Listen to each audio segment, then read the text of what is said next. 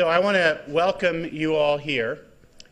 For those of you who have not been to Silicon Flatiron's events before, we're so happy to have you. My name is Phil Weiser. I am the Executive Director of the Silicon Flatiron Center and also the Dean of the Law School, which means I have two hats and I get to see this event from two perspectives.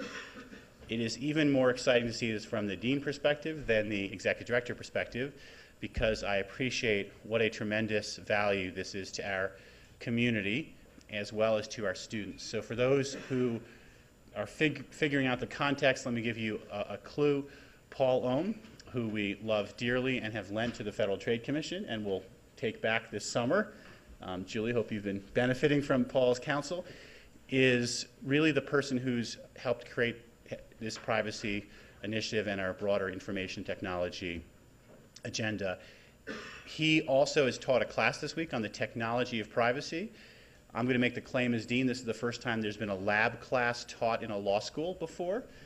His students have been hands-on and the reviews have been rave reviews.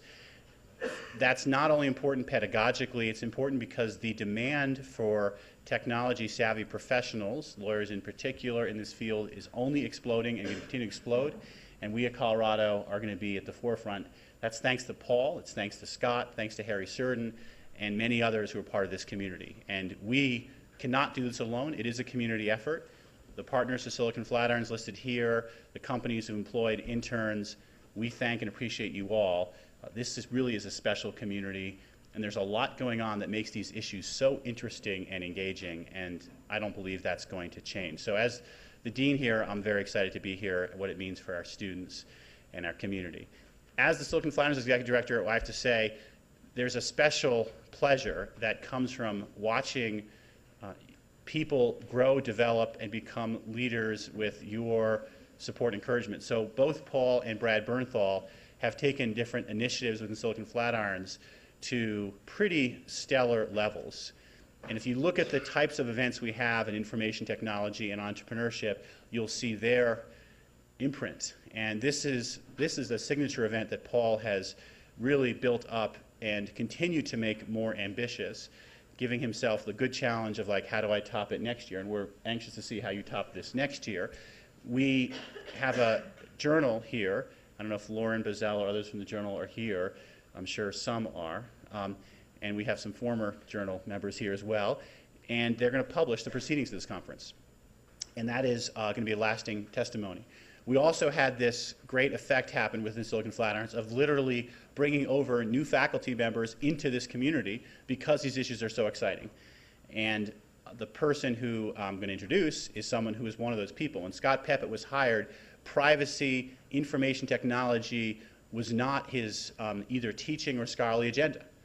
He came here and he's taught contracts, legal ethics, negotiation, and in part because of Paul and this community, Scott has said, being a very smart person, wow, there's a lot of action going on here, and he is now one of the recognized leaders in this field as well. So let me introduce him because he's the maven of today's conference, Scott Peppett.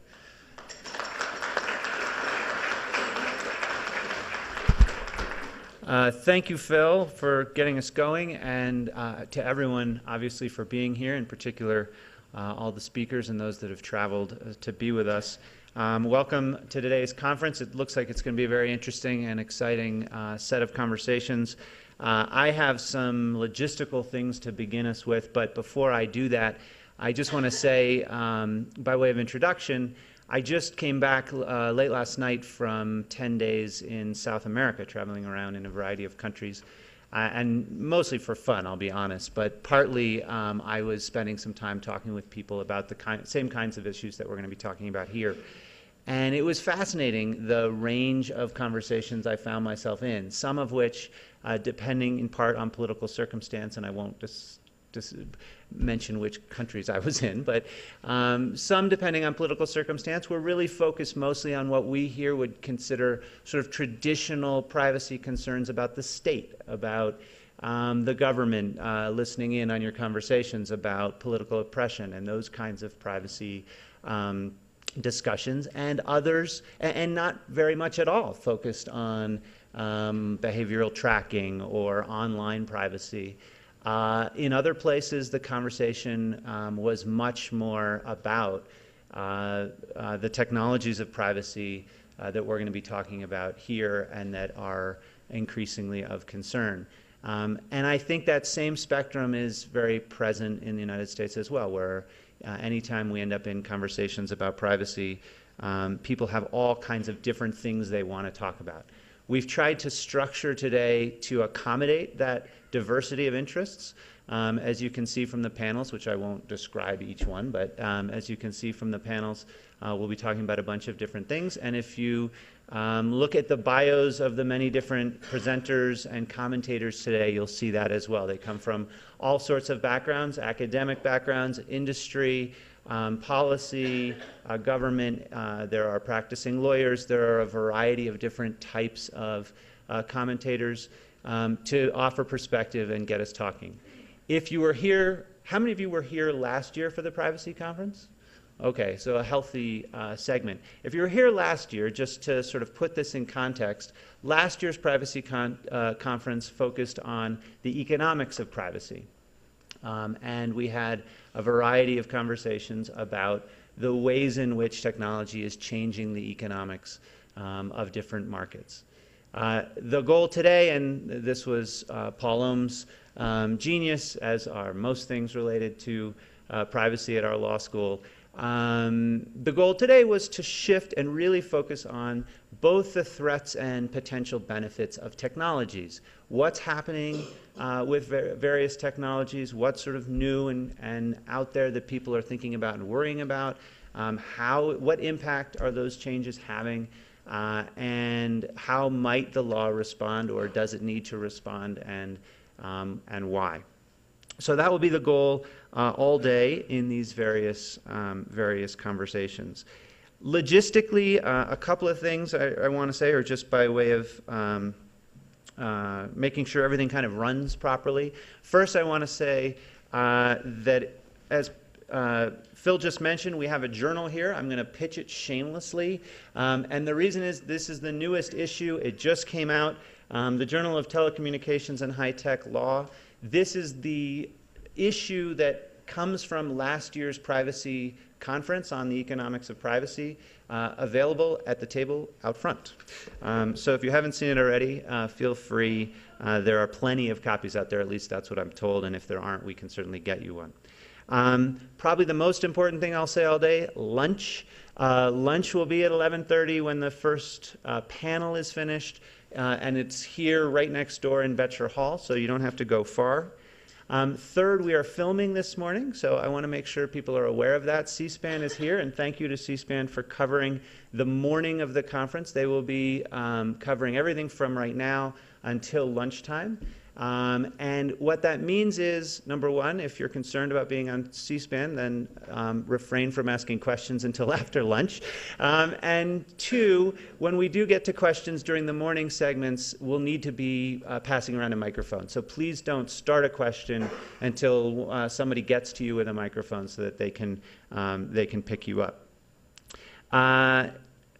Next, I need to say some thank yous. First, I want to just thank Paul Ohm.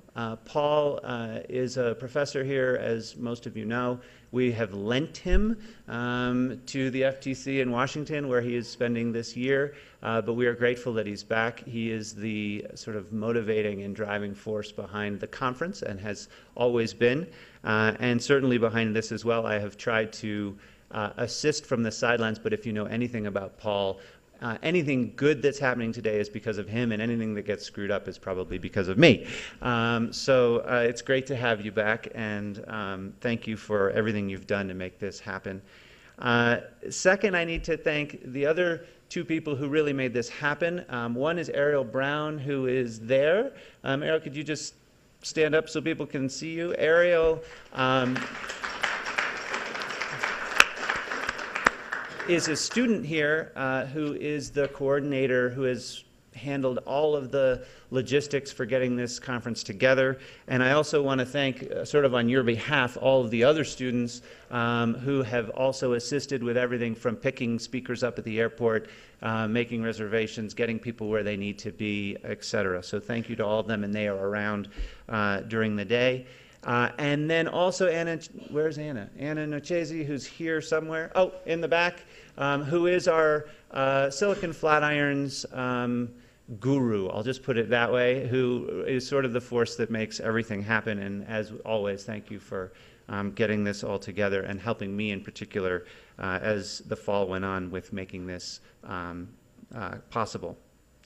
The sponsors for the conference are listed in the program, and I won't mention them all, but I do want to mention Palantir. Palantir is the sponsor for this evening's reception, which is probably behind lunch the next most important thing that I'll say. So thank you to Palantir for doing that. And please, if you have a chance to look through all the sponsors, that would be great. And last, just if you haven't seen it already, in the program we list the programs that are coming up, the Silicon Flatiron events that are coming up, and I do want to mention one in particular, which is the Digital Broadband Migration Conference, which happens February 10th and 11th. We hope that we will see you back here. I won't mention all of the rest of them because we tend to be putting on so many that it would take the rest of the morning, but that is another signature event of the year, so we hope that you'll take a look at that and consider attending. Okay, any other logistical things I'm leaving out? All right, then let me do probably the most important thing I have to do this morning, which is to introduce our keynote conversation between two people we're just incredibly excited to have here at the conference, Julie Brill and Julia Angwin. Commissioner Brill she tells me this is her third visit to a Silicon Flatirons, or her third time speaking at a Silicon Flatirons event. And we are incredibly grateful for her presence. If you don't know her already, and I'm sure that most of you do, she is a well-known and outspoken and incredibly thoughtful commentator on all privacy issues, and obviously deep in the trenches, serving as a policy expert in these issues.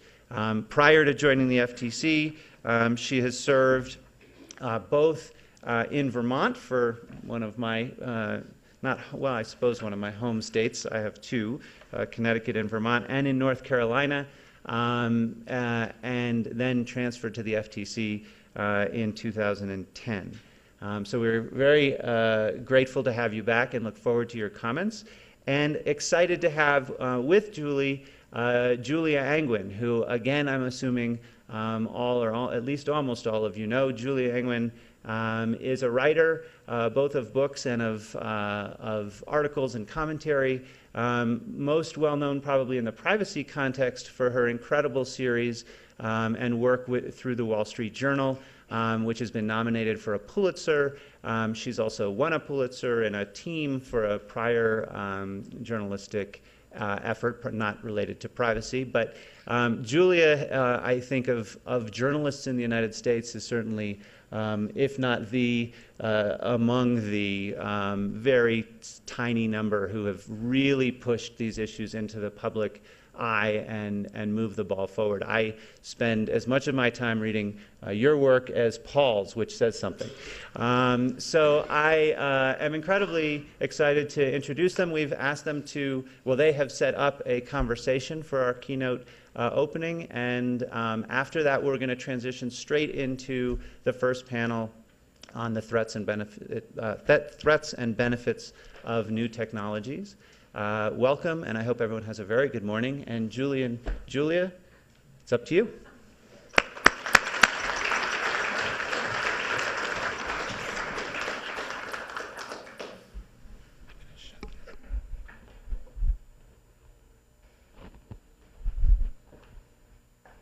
Well, thank you very much for the great introduction, and welcome. Good morning. As all of you probably know, technology is really the driving force in changing the way we think about privacy these days. The cost of technology that can do massive amounts of data collection has dropped dramatically, and now surveillance tools that used to be only available to governments are now available to corporations and even to individuals. So we're in the midst of a massive transformation in our understanding of how technology relates to our own personal boundaries of our lives. And right now, our legal system places almost the entire burden of policing privacy violations on the Federal Trade Commission. So Julie Brill is basically the top cop policing privacy, and this is a heavy burden. And I thought I would start the conversation just with a simple question, which is the FTC equipped to handle this fight alone? Is this something that we need more people involved in? Great. So good morning to everybody. I'm really thrilled to be here once again. Flatirons does such wonderful conferences, and you can just tell by looking at the audience, everybody who's involved with privacy issues in academia, in industry, and elsewhere is here, and it's really a remarkable event. So thank you very much for having me as well. The Federal Trade Commission is almost 100 years old. We're actually going to be coming up to our 100-year anniversary in 2014. We were formed in 1914. And we cover a very, very broad swath of issues. Consumer protection in all sorts of areas, not just privacy, but advertising substantiation, telemarketing fraud, financial products and services, very broad portfolio on consumer protection. And then we have an entire competition side. So privacy, while it's an incredibly important part of what we do, it's actually only a portion of what we do, because we do a lot of other work. We are really busy. We do a lot of cases. We put out a lot of policy positions and papers and guidances for industry and consumers, and we're going to be talking about that this morning. So we're awfully busy, but we're not the only ones out there who are doing privacy work. In terms of the federal government, there's HHS, Health and Human Services, which deals with health information when it is held by doctors, hospitals, insurance companies, and other entities that are covered by the health privacy law. The Federal Communications Commission deals with telecom, certain privacy issues relating to telecom. The banking agencies, the banking regulators deal with financial privacy when financial information is held by banking institutions. So there are other entities that are out there. But there is no one else at the federal level who's looking at privacy across the entire ecosystem the way that we are. So that is pretty unique. But in addition to what's happening at the federal government level, there's also the states. And I don't think we should leave them out, especially since that's my background. State attorneys general also get involved in privacy issues, as do state agencies that deal with social security number issues, breaches that take place, and whether or not consumers are adequately notified about breaches. That's all happening at a state level right now, mostly. So there are a number of players that are involved in the issue. We have the broadest remit on it, and we're very busy. We're doing okay. We're very busy, but you know, we'll see how what the future brings in terms of more work that we might need to do. Well, I mean, one of the reasons I ask is that I feel, as a reporter covering this, that I could use, you know, a dozen more people. So there's just so, anytime you turn around, you're like, oh my gosh, facial recognition binoculars. Now, how do I add that to my portfolio? So, you know, one thing, though, that I want to talk about specifically is legislation, right? Mm-hmm. So there's been, in the privacy report that the Commission came out with earlier this year, the FTC called on Congress to pass baseline privacy legislation, and also to pass specific legislation requiring data brokers to give consumers right to access and dispute their data. So far, nothing has moved. Do you have any sense of what the prospect is for either of those two pieces of legislation, and how crucial is it for the FTC's enforcement efforts to get those? The legislation would be helpful to enforcement, but it's not crucial that we get those pieces of legislation in place in order to do the job that we're doing now. We are able to adequately enforce in many areas. What I think the legislation would do for industry, for consumers, for academics and others, it would provide clear rules. You know, what I hear when I go around and talk to businesses, and I talk to a lot of different businesses, both on an individual basis and in groups and in trade associations, is they really want to know what they should do. They want to know what the rules are. They want to do the right thing, and to the extent that they're confused about it, they say that, you know, they need guidance. So we work as hard as we can to provide guidances, whether it's in like the facial technology you just mentioned. We did a report on that and had a workshop on that, or whether it's mobile apps. So we try to provide guidances, but what would happen if we put into place a baseline privacy legislation?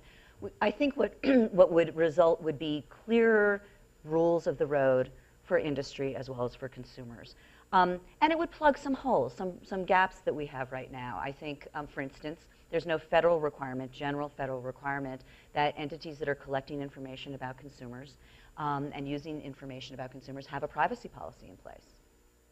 So if there were a requirement that entities that are collecting information about consumers and using that information about consumers had to disclose what their practices were, that I think would be helpful to everybody, both to other industries to understand what's happening in the ecosystem, as well as to consumers and academics who could then analyze it and make a determination for a lot of us as to what's happening in the ecosystem. So when you talk about loopholes or holes in the law, I mean, the Yeah, thing that, let's call them gaps. Let's call them gaps, whatever you want to call them. I hate to raise a sore point, but the thing that comes to mind for me is Google Wi-Fi, right? So the over-collection of data that they were doing. And the FTC's mandate is really about deception, right? And there was no deception because they never said they weren't going to over-collect. And so I worry that just as a consumer, this incentivizes companies to just make no declaration, right? Which is why I just said one of the gaps that would be helpful to plug would be a requirement that there is a disclosure about collection and use of information. I'm not responding to that in the context of Google Wi-Fi, but just generally speaking, I think it would be helpful to everybody to have an understanding of what's happening with respect to consumers' information. Right, and if you can actually read those privacy policies and determine that is also a separate and that's a challenge. That's a huge issue, and you know that one of my big concerns is that, and one of the big concerns of the entire Federal Trade Commission is that privacy notices have been opaque at best, very difficult for consumers to understand on an individual basis. So what we are also calling for, in addition to just simply having a long privacy notice that discloses everything, is to try to develop better tools for consumers to have just-in-time information or layered notices so that consumers can get the information they need at the time they're about to make a transaction or give up some information. And then if they want to find out more, they can dig deeper. And we talked about that in our big privacy report. We had a workshop on the ways in which disclosures can be appropriately made, and we'll probably be coming out with a new report on that issue fairly soon, too. Right. Now, one thing that I've thought about when thinking about why legislation hasn't moved is that Congress has a hard time trying to figure out what the problem is with privacy issues. What is the harm, right? And this is the sort of central question that underlies a lot of the privacy debates: is there an economic harm, and what is the harm that is occurring, and how can it be quantified? And then once you quantify it, then you can figure out a measure to address it, right? Mm-hmm. And so this is a sort of philosophical question, but if you have some thoughts, I'd love to hear. So we deal with this issue all the time in the privacy realm. And I'll try not to get too legalistic about this, but we have two ways that we can approach privacy issues. And Julia, you touched on one, which is a deception theory. That is, did companies say they were going to do one thing with consumers' information and then actually do something different? So that's kind of a deception theory. But we also have jurisdiction to deal with unfair practices. And when we're dealing with unfair practices, what we look at are things like, was it a practice that is injurious to consumers? Was it something that consumers could reasonably avoid? And then another part of the test is, what is the balance in terms of the practice? Are there pro-competitive aspects to it, or is it more harmful to the marketplace? So built into that unfairness branch of what we do is an analysis of harm, injury. Mm-hmm. What are the kinds of injuries that we can proceed against? So, and we've issued a policy statement on this issue. Generally speaking, what we've said is we generally look for economic harm. But we've also said that that's not the only kind of harm that we will proceed against. And we've said, for instance, that health information or health issues could become, could relate to an unfair practice or could be the basis of an unfair practice. we've also said that safety issues could give rise to an unfair practice.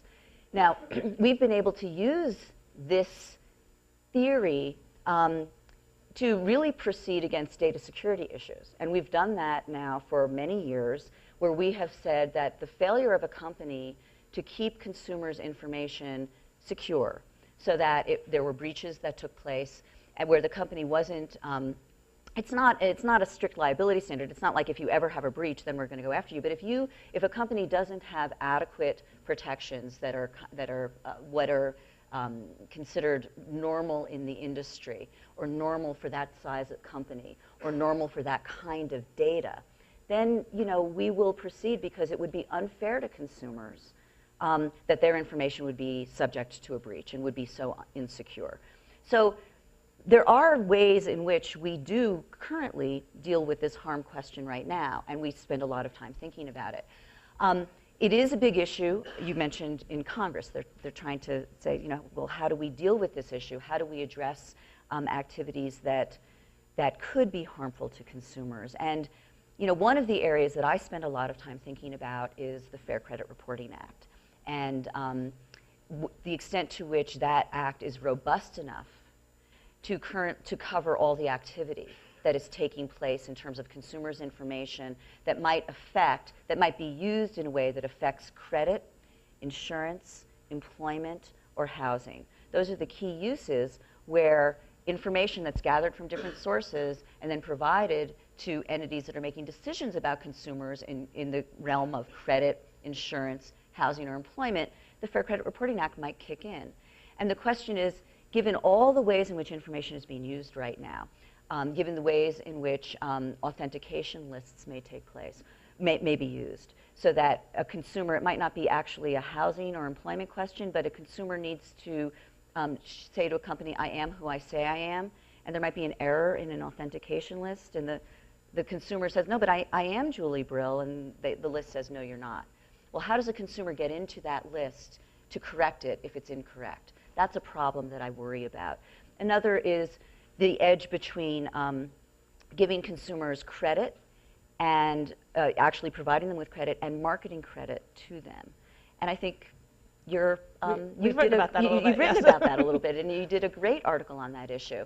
And the question is, so where are those lines between all the offers that consumers might receive based upon a profile about them, so that they might be determined to be someone who maybe only qualifies for subprime loans, which means loans that are more expensive. And if they only see advertisements for those kinds of loans, it may not fall right under the Fair Credit Reporting Act right now, but should consumers know about that, so if the information is incorrect, they have the ability to correct it. Those are the kinds of questions that I think we, as a society, Congress should be thinking about that, I believe, and I think some members of Congress are actively thinking about that. We need to think about that at the Federal Trade Commission, and I think all the people here need to be thinking about that. So are you saying that the categories that are covered by Fair Credit Reporting Act should be expanded, or that we might want to expand the law to cover more types of data and more types of than the four? I think there's room to think about all these issues and what is appropriate. One area that the Fair Credit Reporting Act does not now cover is health information. And HIPAA does cover health information, of course, but again, as I alluded to earlier, it only relates to health information when it's held by entities. This sounds sort of tautological, but it's when it's held by entities that are covered by HIPAA. But that means hospitals, doctors, insurance companies, and business associates that are engaged in providing services for those entities. But when you think about the way in which consumers now interact on the internet, and if you've got a parent who has just been diagnosed with cancer, you're going to go online, you're going to start to do research about it. And you might go to WebMD, you might go to other sites. There are all sorts of sites out there that can give you information. Well, what happens to you as an individual when you've been searching for information about a health problem? What happens to that information? What do ad networks do with that? What do the websites that you're going to do with that information? Will that information be put into a profile about you? And could that be used in other decisions that are made about you in other contexts? I think that's the kind of thing that I'd like us to think about. How should those choices be appropriately, how should that information be appropriately given to consumers that this might happen, and what choices should be given to consumers about the use of that information. Right. And of course, the companies say that there's a huge burden on them to provide access and correction for this data. I'm just putting in the response I always hear on that point. But certainly as a consumer, I want all of it, right? I want everybody to tell me everything about myself, partly from like a narcissistic point of view, I think, but also just because it's the uncertainty of knowing that is causes anxiety. Well, just on that, can I just follow up on that? Because I think that's a good point. And there just needs to be a national conversation about this. I haven't made up my mind. I think there are a lot of people who are just saying, we need to be thinking hard about this. So I want to be really clear, I haven't made up my mind at all. But I do think we need to be thinking hard about when access should be provided, and then what happens once access is provided. So I do agree. It's burdensome to make sure that, for instance, you've got the right consumer so that they can look at the file and then to be able to go in and access it. So I think in those cases where you're going to give actual access to the file and correction rights, I think what you may be looking for are the types of profiles and lists that come very close to Fair Credit Reporting lists. And that's, of course, as you and I know, the Fair Credit Reporting Act does provide those access and correction rights when you're clearly within the four corners of the law.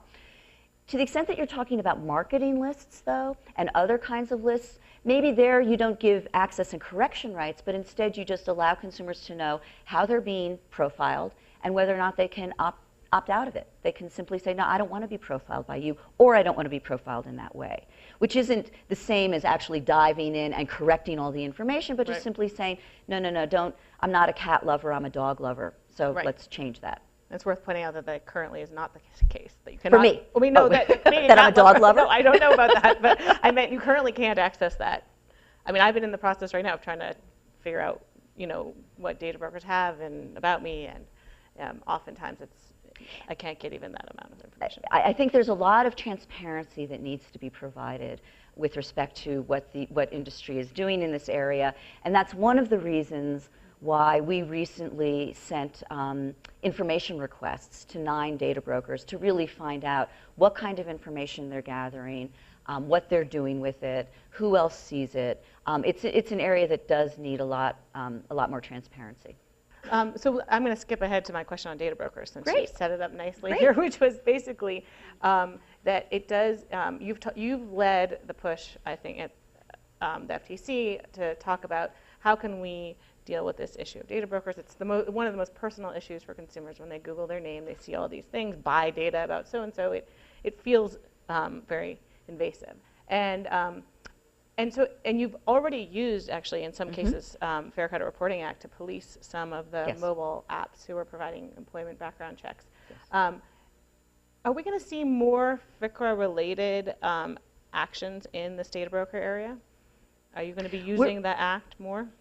We will be, the Act, the Fair Credit Reporting Act is a pretty robust law, and it is very important that everyone in the ecosystem, including apps that are providing, whether it's background checks or whether they're gathering information and then offering to provide, gathering information about consumers and then offering to provide it to other consumers, and that information is gathered from a wide variety of sources. Folks need to understand that if it falls into these use categories, the information is going to be used for employment, insurance, credit, or housing, that we will enforce the law. And it's not a sector-based law, it's a use-based law. So it applies to everyone that might fall into the definition of a Fair Credit Reporting Act, whether they think they're a Fair Credit Reporting agency or not, or credit reporting agency or not. So we have taken appropriately aggressive enforcement actions against entities that were clearly providing background checks for employment purposes or other purposes that fell within the Fair Credit Reporting Act. So that's a long way of saying yes. Okay, good. So I want to jump to another really important initiative for the Federal Trade Commission, something most people here are probably familiar with, which is the push to get a do not track option into web browsers. And I think it was almost a year ago that there was an event at the White House, and the FTC chairman stood up and said, we're going to have this by the end of the year. The end of the year's come and gone. There's still a lot of discussions going on about it. Can you tell us what is your thoughts on how likely it is that we're going to get this without legislation? And in what time frame? So I wonder if it might make sense for either you or I to describe what do not track is. I think they're probably almost, 80% of this audience may know, but for those who might be listening. You should go for it. Okay. So I'm happy to. And especially since this is a technology and privacy conference, do not track fits right in with that. I mean, do not track is the concept of providing to consumers a mechanism so that they can make a choice about whether or not information that is collected about them as they travel across websites could be collected and used for certain purposes. Largely, marketing and profiling is where the focus about the do not track choices are currently, that's where the choices are currently focused. It would allow for certain permitted uses by industry to continue to be able to function and do a lot of the things that they do on the web that fall outside of marketing and profiling. So that's, in a nutshell, how I would define do not track. Does that work for you? Right. I think the debate has been exactly about what you're talking about, with the devil is in the details. Absolutely. About what are those permitted. Exactly. No, right? But I just want to make sure everybody sort of gets an understanding of what we're talking about, which is providing a tool to consumers so consumers can understand what's happening with their information as they travel across the web and can make choices about it. And I'm frankly still optimistic about developing some form of a do not track system. I mean, there are a lot of different places where this conversation is taking place. One of them is within a standard setting organization called W3C, and there's some very robust discussions going on there, which I think are good and healthy. But there are also some conversations that are taking place in the context of trade associations and others that have self-regulatory guidance that they've set up, and some of it has been launched. There's the DAA, the Digital Advertising Alliances program, where a small icon is placed on ads that consumers can hopefully see and find and go to find more information and then make a choice about whether or not they would be tracked. Completely agree with you, Julia, the devil is in the details. And we have, at the Federal Trade Commission, as well as many of the people who are here and many others in industry and consumer groups, have been very actively involved in trying to work out those details. What are the permitted uses and the scope of permitted uses that would allow for this kind of information to flow, whether or not the consumer makes a choice? And alternatively, or conversely, what are the kind of uses that should be subject to these consumer choices? So it is very important that we get to an answer about what those details will be. I also personally think, though, that it's important to get this launched. And one of the things that happened at the event that you referred to a year ago was the Digital Advertising Alliance and others said that they would enable their system to be browser-based, that is, consumers could make their choices through their browsers. And I think that's the step that we're really working to get launched, so that it will become easier for consumers to make the choices as they're making them in their browser, rather than having to go to each individual entity or to go to several different websites in order to make choices and then have to perhaps go through several different companies. So a browser-based mechanism. Several hundred different companies, yes. I think a browser-based mechanism, I think everybody recognizes, would provide much more simplicity for consumers. Right. So is there any time frame underway? I mean, John had, the current chairman, had laid out this end of the year deadline. Is there a new deadline? I mean, because I've been covering this industry for 3 years, and all along, the FTC's approach generally to this online tracking problem has been self-regulation, right? And at what point do you say it's 3 years going on 3.5, that maybe self-regulation isn't going to be the way to address this? I really think that folks are working hard on this, and I'm not ready personally to set a deadline, nor am I ready to say that those conversations are done. I do know that there's, and I really do applaud all the entities that have been involved in these conversations, the DAA, the DMA, IAB. I'm going to miss some in the alphabet soup, and please forgive me, those of you who I haven't mentioned in particular. But people are working really hard to get this right. And you know, I think the deadline is probably not going to be imposed so much by us at the Federal Trade Commission as the reality that there's a consumer demand for this. And I think that people, policymakers, other policymakers, Congress will be very interested in this. And I think those are the kinds of pressures that the industry is currently responding to and wants to address. And I think it will happen sooner rather than later. But I also don't want to set an artificial deadline, because then if it's missed, everyone will say, well, okay, now we need to do something else. When I do think the conversations are moving in the right direction and they're getting closer. And I just think we need to all, you know, focus on it as best we can, maybe focus on it like a laser beam, and just get it done and get it launched. Okay, well, I will not hold my breath, but I will look forward. Well, to I'm just saying. I don't want to tell you 2 weeks from now, right. and it's not going to happen. I don't want to say 2 months from now, because you're going to call me and you're going to say, okay, Julie, 2 months are up. Now what? When I really do think progress is being made. But having said that, I do think everybody needs to keep their pencils sharpened and needs to really focus on this.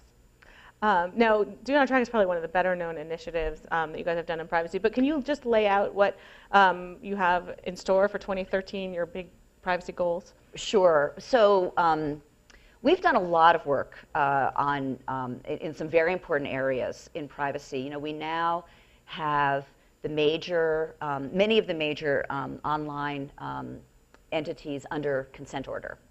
Google, Facebook, Twitter, MySpace are all under some kind of a consent order. One of which we've actually taken enforcement action under. I think the area that we will, one of the areas, there are going to be several areas, and in fact we touched on two, right? Data brokers, clearly we're going to be focusing on data broker issues going forward, as we said in our privacy report we would do.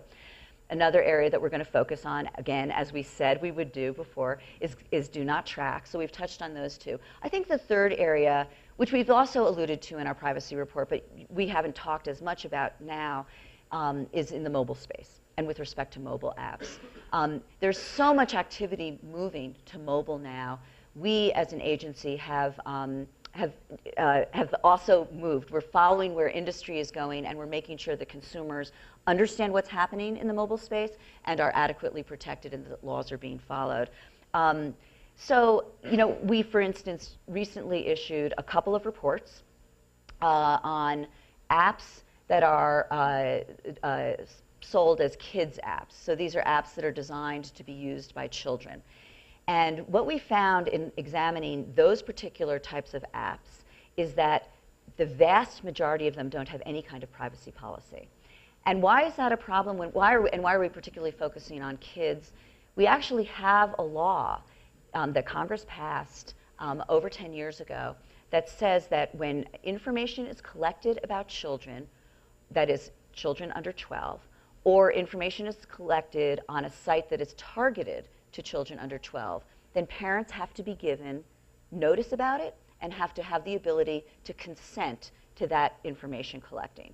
So we looked at what was happening in the mobile space, a rapidly evolving space, a very vibrant space, huge amounts of great activity happening there. But we were particularly focused on whether or not the children's apps were appropriately giving parents notice and consent. And what we found initially was that many of these sites, we didn't examine whether or not they actually fell under COPPA, but they were being marketed as kids apps, okay?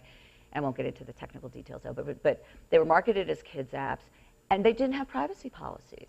So and they weren't giving parents notice and information because they weren't even, or notice and the ability to make a choice because they weren't even giving parents the information. So, and what kind of information is collected about kids on these apps? Things like geolocation. Where is the child moving throughout the day? Could, in theory, be collected, and was, in fact, being collected by some of these apps. Specific identifiers about what are the activities that that user of that smartphone is, what are the activities that that person is doing on other sites. That could be obtained through unique identifiers like UDIDs. So those are and that was the kind of information that was being passed along. So what we did is we issued a report and we said, look, mobile app industry, please get your act together. There are rules that apply when you're dealing with children's information, and you know, you need to do a much, much better job here. We also issued a general industry guidance for app developers. So not just in the children's space, but just generally speaking, we issued a guidance that talked about all the rules that may apply, or the best, maybe I should put it this way, we really were talking about best practices for app developers. So even though, as I mentioned earlier, general use websites are not required to have a privacy policy, we said, app developers, this would probably be a best practice. You ought to be thinking about this. And you also ought to be thinking about the best way in which to provide information to consumers about your privacy practices outside of the formal legalistic notice. That is, just-in-time notices, layer choices, things like that. So we've done industry guidance. We're going to be doing this .com disclosure report, which will talk about how to do these kinds of disclosures when you're in either the online or the mobile space. We're also looking at mobile payment issues. Another big area that's going to be growing, as everybody knows, is that the smartphone will become a wallet, or will give you access to your wallet, or give companies access to your wallet. And the questions that we're looking at, as well as other agencies, not just us, but we're looking at the issue of, do consumers have adequate protections when, with respect to mobile payments? So it's a huge issue. It's going to be a big initiative, too. Now, you issue these best practices, but also there are worst practices. Are we going to see more enforcement? Yes. We will see enforcement in this space. We've been doing enforcement in this space, meaning the mobile app space. Mobile apps that were essentially acting like credit reporting agencies, mobile apps that were engaged in deceptive advertising. One of my favorite cases was the app that advertised it would help consumers get rid of acne because it emitted a light, and if you held it up to your face, it would sort of get rid of acne. And there probably are some studies out there that show that there is an effect with certain types of light if you sit under a very heavy-duty lamp, but the question was whether the light that was being emitted by the app would actually have any effect on acne. So, which it didn't. Big surprise. Right. So, I mean, what we're trying to say to app developers is go out, go forth, be innovative, be wonderful. Consumers love you, but there are laws that apply, and truth in advertising applies, COPPA applies, and FCRA, the Fair Credit Reporting Act, applies, and we will be doing enforcement just as we did last year and a little bit prior to that. We will continue to enforce in this space, absolutely. Now, you guys also just updated the Children's Online Privacy Act, which was, as you said, a decade old, needed updating. Right. One of the central issues of policing children's online privacy is this sort of paradox that websites often would rather not try to identify the age of the person visiting them. So it's like you have to do a little bit of tracking to do the untracking, right? So talk about that issue and how you thread the needle. Yeah, the Children's Online Privacy Protection Act is a really interesting law. As I mentioned, what it says is that if you are an online service, so it's very broadly defined, it includes mobile, as I mentioned. If you're an online service and you either know that you're dealing with a child or you are providing a child-directed service, it's a child-directed site, then you have to provide parental permission. And the parent gets the ability to choose whether or not the site will collect information about the child. Child is defined as a person under 13. So 12 and under is how we define a child. And we really did need to update our rule. Our rule hadn't been updated since 2001, and you think about all the changes that have taken place in this ecosystem since 2001, we really did need to update it. So for instance, we needed to indicate that geolocation information would be the type of information that would be covered by COPPA, is the acronym we use. So that if someone was collecting geolocation information, they would have to provide parental consent if they fell into one of these two categories. Either they know it's a child or it's a child-directed site. Persistent identifiers. We had a long discussion about whether or not persistent identifiers should be included within the type of information that parents should be able to exercise some choice over, get notice and then have choice over. And we decided, yes, persistent identifiers would be included as long as they weren't being used just for internal purposes. So to the extent that persistent identifiers are used for solely internal purposes, then parental consent doesn't need to be provided. But to the extent it's more broadly used, for instance, for creating profiles or for behaviorally marketing towards kids, then yes, parental consent needs to be given. You know, but we're working within the confines of the statute. And the statute set up that general structure that says COPPA will apply only in those two circumstances, that you have a child-directed site or you know you're dealing with a child. So to the extent that a child is on, say, a sporting site, a national sporting site that lots of kids love but lots of adults love, unless the site knows in particular that they're dealing with someone who's under 13, COPPA doesn't apply. Even though we know lots of kids go on to these sites, but lots of adults too, and it's not child-directed. So there's nothing wrong with an entity that says, look, we're a general audience site. We're not trying to target kids. We're just out there offering sports information, and if kids go on, that's okay. And we think that's okay because that's what Congress said. Congress said you have to fall into this category of knowing that you're dealing with a child or being child-directed. The real questions come in with how do you decide what's child-directed, right? It's not just that the site says, we're a site for kids under 13. Most sites don't do that. But it's rather, do they use animated characters? Are they using real live characters that are very, very popular with, the tween set? There are other indicia, and we talk about that in our rule, and we talk about that in the commentary. Those are the kind of indicia that we have looked for in the past, will continue to look for to determine whether or not you are a child-directed site. Right. Okay, so note to self, when I start my privacy invading app, I will not use animated characters, and I will have no privacy policy. I will not declare anything. Well, anyways, I'm just kidding. Okay. But then you won't be but then you won't be following our best practices. I will be a worse practice person. Anyway, so we only have a few minutes, but I will be remiss if I did not ask, even though this is a privacy conference, you guys just closed this very big Google antitrust investigation. And obviously there were a lot of issues on the table there. The one that I think is, I would love to hear your thoughts on briefly, is why you didn't pursue the search case further. Given the fact that any consumer of Google has seen that Google products sometimes are higher than others in their search results. So so first of all, our consent, we do have a consent order that we've proposed in the Google matter, which deals with patent issues. And that's a proposed consent order, and that will be up for public comment for the next 30 days. I think it presents, as we said in our statement, a possible framework for how to deal with the patent wars, or some of the issues in the patent wars dealing with smartphones and other very important technology.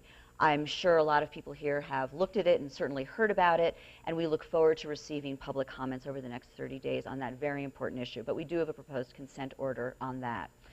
With respect to search, essentially, what we have to do as an antitrust law enforcement agency is we have to call it as we see it.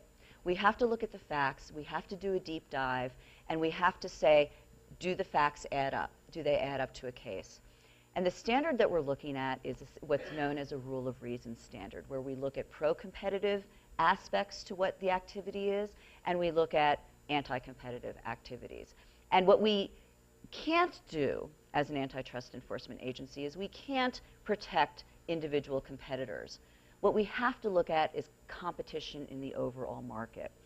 And clearly there were some activities that bothered people. I mean, for those people who really read our decision very closely, there were some particular activities that I was concerned about, and where Google provided commitments that it would stop those activities.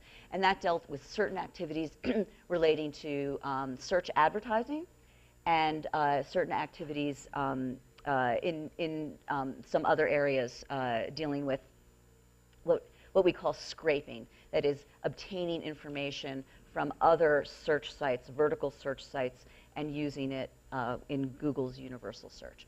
So we received commitments from Google to deal with those targeted issues. But the big, what everyone's calling the big search case, look, we got to call it as we see it. We're law enforcement, and you've got to weigh all the evidence. We weighed all the evidence. I'm a lifelong prosecutor, and if the case isn't there, the case isn't there. And what we do is all we can do is evaluate evidence that we have at this time. You know, we can't evaluate evidence that hasn't yet come in or evidence that doesn't exist. So we made quite clear that the decision that we were rendering was based on the evidence that we had before us at this time. Note to Google. keep an eye on your search results because you might come back at them. Okay, well, we have to wrap it up. I'm sorry we didn't have time for audience questions, but we'll both be around. So. Well, and one thing I just want to say before we do wrap it up is you mentioned, you know, that there could be worst practice apps out there, and that's, again, one of the reasons why if the rules of the road were clear and there was baseline privacy legislation, you might not be able to be such a bad app if you launched. I'm building it right now. I'm sure you are. Okay, thank you guys very much. Thanks very much.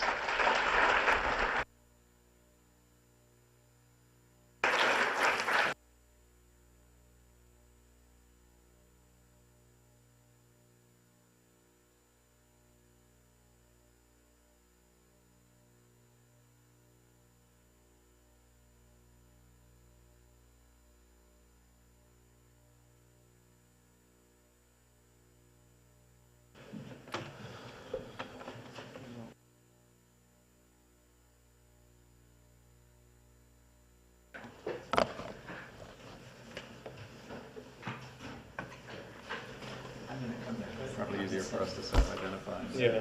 I'm going to come down here. So Just wait. you can go right whichever way and then.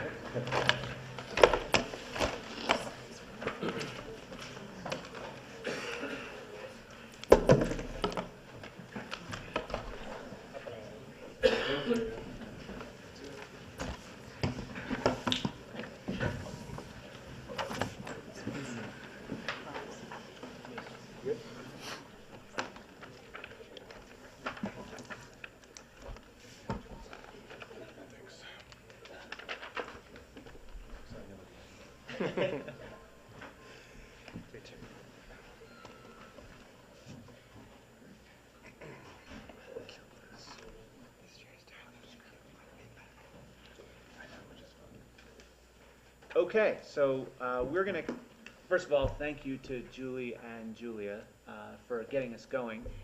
The first panel, as described in the pamphlet, is the threats and benefits of new technologies. And I just want to say 1 minute introduction to the thinking behind that topic as our kickoff topic, and then I'm going to turn it over to my panel to get us going. We wanted to start.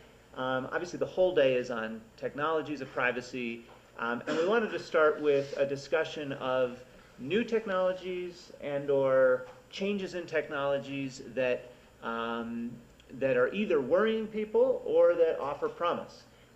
We, in particular, didn't want to start by just with just a litany of, oh no, here are all the terrible things either one site or one entity is doing and pile on, but to really look at, in a balanced way at both the ways that changes in technology are causing privacy threats and potentially creating solutions for some of the things we'll be talking about the rest of the day. In fact, looking back at the discussion that Commissioner Brill and Julia just had, they're talking both about potential problems in the mobile space, for example, and potential solutions like do not track. That was probably the technological solution they focused on the most.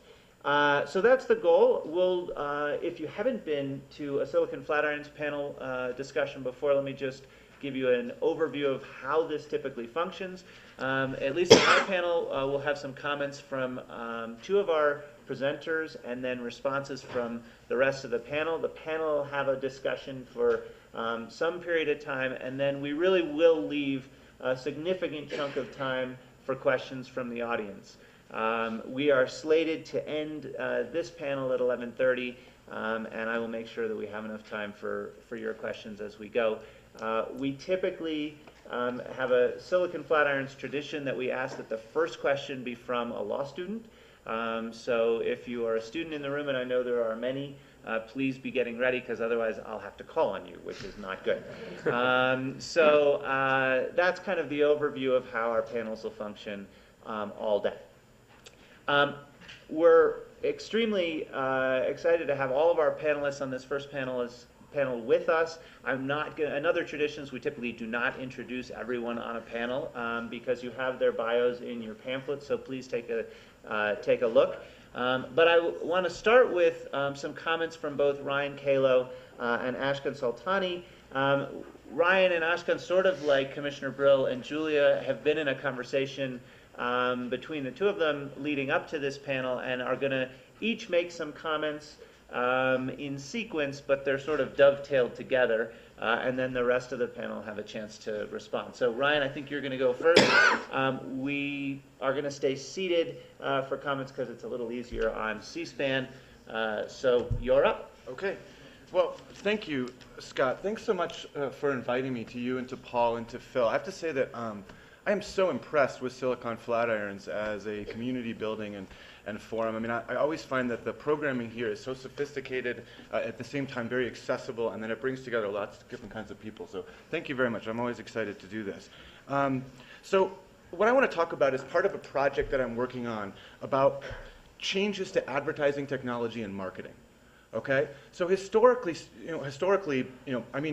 technology historically, so like the last few years, right? So like historically, online advertising technology has really engaged in what I want to call ad matching, right? And this is the idea that, if you're a Democrat and, you ski, maybe you'll get ads for Subaru, right? And the idea is that, for instance. And so the idea is that, there's all this technology and effort is being expended on making sure that, you connect with the ad that's best for you and that the advertiser reaches you. There are dangers in that, right? And so like Joseph Turo's book in particular, I think is a really nice exposition. The idea that people will get segmented and you'll be sort of, in a sense, redlined by sort of your profile. You won't see certain kinds of ads. But there are also benefits, right? And the benefits involve like you seeing more relevant ads. You seeing Subarus as opposed to, God forbid, a Lexus, right? Or something like that. And so I'm thinking about how that's changing, and one of the things that I'm thinking about is what I want to talk about today briefly, and that is the change from ad matching, right, to persuasion profiling. So what does persuasion profiling mean? Well, the idea is that all of us, are have biases in the way that we think about things, right? All of us are susceptible in different ways to different kinds of deviations from rational choice, right? So, for instance, I might be a sucker for authority. So if you tell me that 9 out of 10 experts agree that this is the right toothpaste for me, I might be very inclined to do it. Whereas Ashkan, he doesn't care about authority. In fact, that actually drives him away from the product. But what he really cares about, he's worried about scarcity. And so if he hears that this particular toothpaste is only available for a limited time offer, right, he's going to be more likely to purchase that, right? And these things that are actually discoverable about us, okay? And the idea is that you can figure out, by virtue of some of the same data points that you use to do ad matching, you can figure out not sort of the ends of the product, but the means by which you should persuade consumers. And there are folks like Martin Kaptein in particular and some of his colleagues who are working on techniques that permit you not only to match the right ad, the Subaru ad with the Democrat, but also to pitch the Subaru ad in the way that is most likely to influence that particular consumer, right? And I find that to be potentially concerning. And also not to have some of the same kind of countervailing benefits that you have with just pure ad matching. And I think this is sort of one of sort of 3 different ones that I'm going to get, I can talk about more in Q&A, that makes me feel like what's happening today or what's going to happen in the near term in online advertising is actually different in kind from what's happened before, and perhaps uniquely concerning. And so that's the baseline that I wanted to establish in my thinking, and turn it over to Ashkan. Yeah, so that's excellent. I think that's a really good kind of segue into some of the stuff I wanted to touch on, but it's important to highlight two types of kind of this type of this form of persuasion. And so one which you described as extremely personalized, right? So it's like knowing Ryan and his, basically preferences for authority. And the other is kind of the types of insights you can only make by having data about a lot of Ryans or a lot of people in general, and knowing how their, how their behavioral biases actually tend them to think or frame particular interactions, right? We touched on this anecdote last night, which I love. I don't think gambling's totally legal here, but in Vegas, a lot of the casinos offer a technique to bring back people that lose big in the casinos. And what they do, it's a really interesting technique. They will profile your maximum spend before you leave. So on average, let's say when you lose $3,000, you leave the casino and kind of go home angry and kind of bummed. So what they do, they have the loyalty cards. They know that Ryan's cap is $3,000. So when he's down $3,000, they'll send him a free room and a free ticket to a show. Right, the floor manager will go out and give him this free ticket to show, and not to keep him playing for longer. But the insights they've made is that people tend to remember the last point of an experience, right? The first and the last point. And so what they try to do is color that last experience in a way that will leave him feeling like, oh, you know what, I was down, but I had a great show and a free bet, and in fact, Vegas isn't so bad. Maybe I'll come back, right? And so these types of insights that are able to be made across people in general is kind of potentially problematic in that they break our own personal mental models of how we're able to process things. So we might not be aware of these limitations in our behavior. Maybe we're aware of them on an individualistic basis, but not able to extrapolate it across a large data set, which an automated system can do. And so kind of tying to like both the general and the personalized type of kind of profiling and targeting that currently exists in the wild, I had the pleasure of working with the Wall Street Journal on a couple stories recently regarding how companies or how merchants will personalize or profile consumers with information about consumers in order to somewhat favor the exchange in the marketplace. So one example was a story about a month ago now about how certain car manufacturers will, for example, profile consumers by name and by email address directly, and kind of track when you kind of send a note to a dealership to go see a car.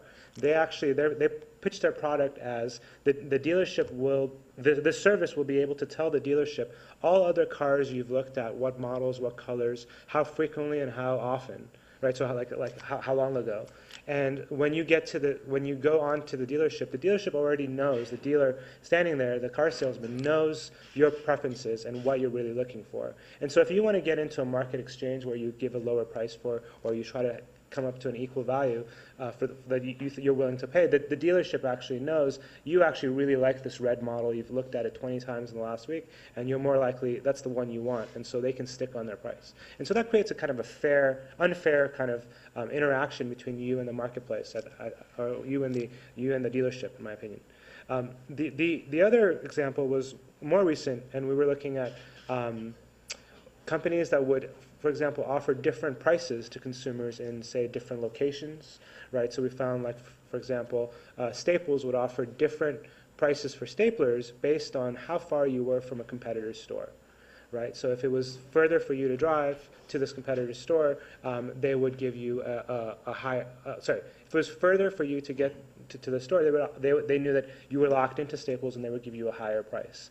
And it wasn't limited to Staples. Some airlines, some travel sites would offer different prices for hotel rentals based on the type of devices you connect with. So if you're an iPad user, you would get either a discount, or sometimes if you're a Mac user, you would get a higher price for hotels. And this isn't perfect pricing, but this is generally trying to make inferences like Mac users are more willing to spend more on luxury goods.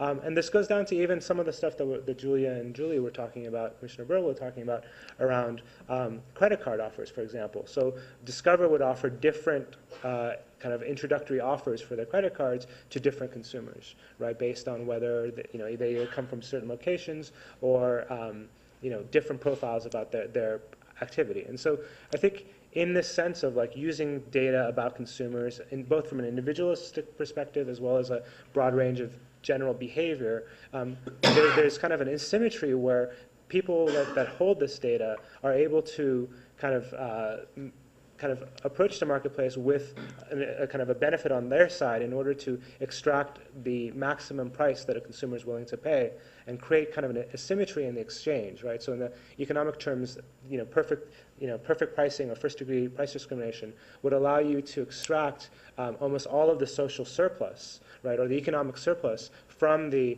kind of the data subject to the data holder. So I know your willingness to pay for something. I can kind of charge you that willingness to pay regardless of whether or not someone else would be willing to pay lower than that. And I think this creates a kind of a weird kind of dynamic with how we approach technologies and fairness with regards to how kind of our interactions online. It also, I was going to jump in here, it also, in my view, also gets to the harm question in an interesting way, right? So the harm story with ad matching, let's say, is not as obvious, right? The idea is like, oh, you saw one ad versus another. It's not really clear how you might act on that. But the harm story here, you're paying more for that car, right? And so even though maybe the economists in the room might be thinking to themselves, well, gosh, Ashkan and Ryan, that's still efficient merely because all of the surplus goes in one direction versus the other. Doesn't mean it's an inefficient transaction necessarily. But from the consumer's perspective, right, you are potentially being harmed by paying a higher price. Incidentally, you're being harmed on the basis of your information. It's something I've been referring to as an objective privacy harm. The idea is that you're giving up information about yourself, and that information, unbeknownst to you often, is being used on this story in order to harm you in a concrete economic way, frankly. And so I think it starts to, if the sea change is true, and if this is one of the factors in it, it may improve our harm story to a large degree. No, that's perfect. And just one last point. I think part of the challenge is that most consumers don't realize that this is going on, right? We talked about this earlier, this point of like some of these services say, this is our best price or our lowest price, right? And so we don't realize that actually my best price is different than Ryan's best price. And consumers don't realize that there are these asymmetries in place that know what my willingness to pay is and is able to extract that full value. All right, great. So let me turn to our three panelists, and you can go in any order you want, actually, whoever jumps in first. But general comments on this. So I mean, I've heard a couple of things. Ryan's persuasion profiling and sort of the idea that the ad market or the profiling market is changing.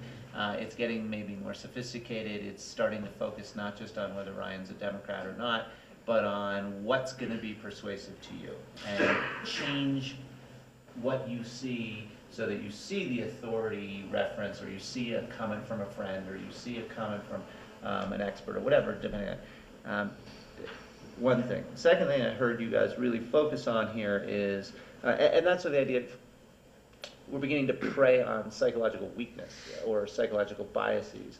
The second thing I heard Ashkan in particular focused on is maybe information asymmetries are getting exacerbated, not diminished, by all this online information. So the seller is beginning to know so much about you that they didn't know before, that in a way that, and you use the word Ashkan repeatedly, that feels unfair. And we could double click, I think, on why does it feel unfair? What's unfair? Is it unfair? But that was sort of the thrust there, right? So we've got this psychological piece and this information piece.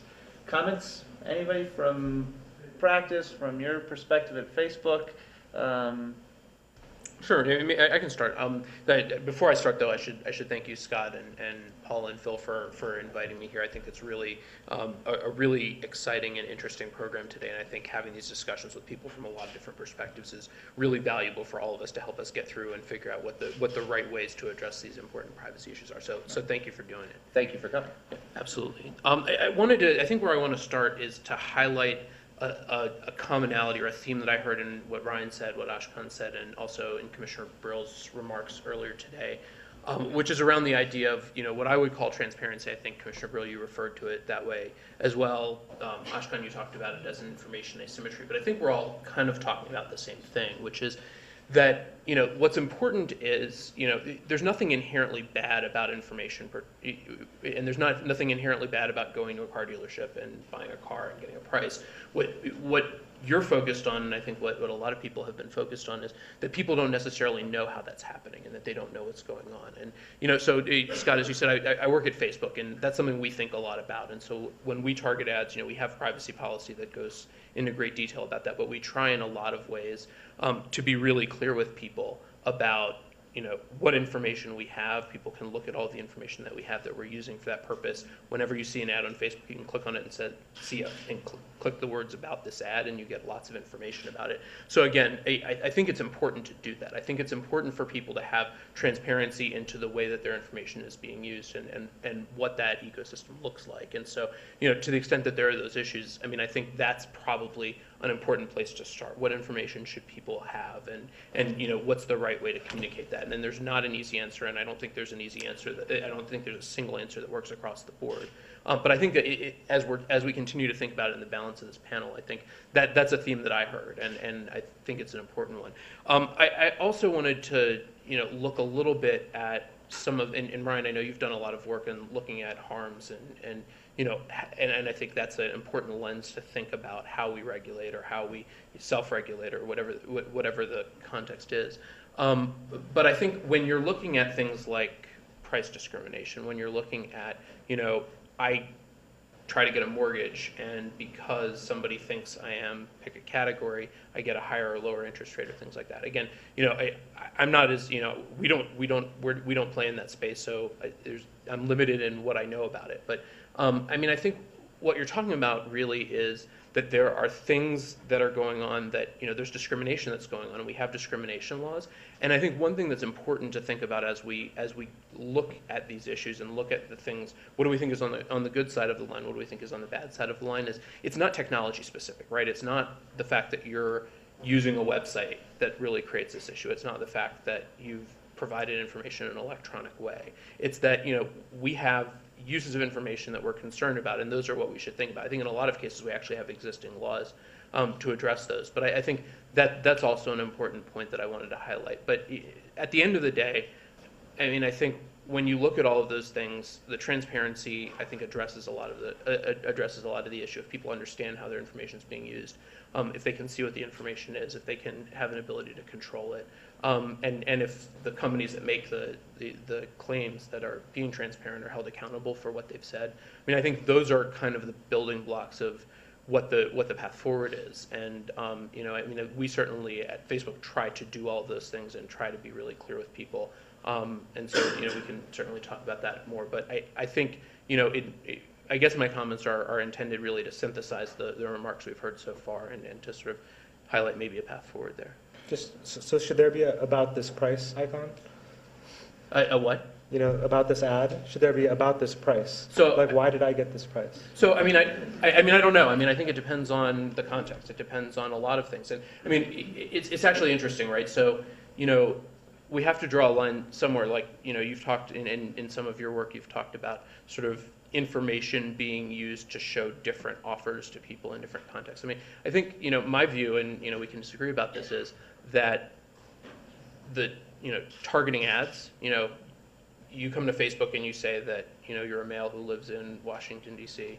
And we show ads to men in Washington D.C. that are targeted on that basis. You're getting ads that are more interesting to you, more relevant than something that relates to a restaurant in San Francisco that you might not patronize. So, I think there's value there. At some point, you get to something that's different than that. And so I don't think it's bad that just on that basis you might see ads for different kinds of products just on the basis of those categories. Now, at some point we get to something else, and I think, my view is when information is being collected, you should know how it's being used, and those are important. But should there be an icon or what that looks like?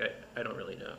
So I just want to quickly respond, because I'm a fan of Notice, right? And so I have a paper that I just wrote came out this year, that basically says we should be doing Notice better and not abandoning it as a concept. And I actually think that Facebook just to use your company as an example, has some really innovative approaches to notice. I think the view as, where you can see what your profile looks to others. I really like the fact that you can target an ad to yourself so you understand the system. I think that's great. On the benefits side of the ledger for this purpose of this conversation, the fact that we can unpack people the way that we can increasingly do also means that we can give them better notice, right? In other words, if you understand how somebody ticks, you can actually convey information in a way that they're going to understand. For instance, if you know they're a visual learner, you could show it to them in a visual way, and if you know they're a textual, and so on.